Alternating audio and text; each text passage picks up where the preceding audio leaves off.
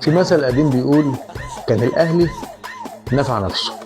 اسمع الراجل ده بيقول ايه عشان تعرف ليه انا بقول المثل ده، وبعد كده هرد عليه. وانا هو من عندك هنا من بتاكد قعد مع اذكى لعيب في مصر اسمه عبد الله السعيد، وصل له اكسير الحياه اللي خده من الجزيره. فعبد الله قال لهم انا معايا لسه مصل موجود، عندكم استعداد تاخدوا اجزاء؟ ادى سمعت الراجل بيقول ايه؟ وربنا بيضحكوا عليهم. قال ايه؟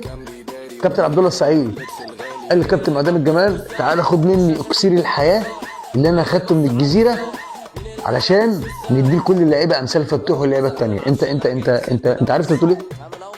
انت بتضحك عليهم؟ يا بحر المفهوميه انت بتضحك عليهم. طب ما انا اسف يعني، ما كان الاهلي دافع نفسه. طب ما كانت اللعيبه اللي عندك ادت اكسير. انا عرفت بقى الطلعه الجايه انت هتقولوا ايه. انت هتقولوا بقى ان اللعيبه اللي عندكم اللي جايه من نادي الزمالك اديتكم اكسير الهزيمه. يا عم وربنا بيضحكوا عليكم، تقبلوا الهزيمه. انتوا زي ما قال الكابتن اسلام فتحي مدرب المقاولين فرقه، انتوا فرقه اقتنعوا بكده.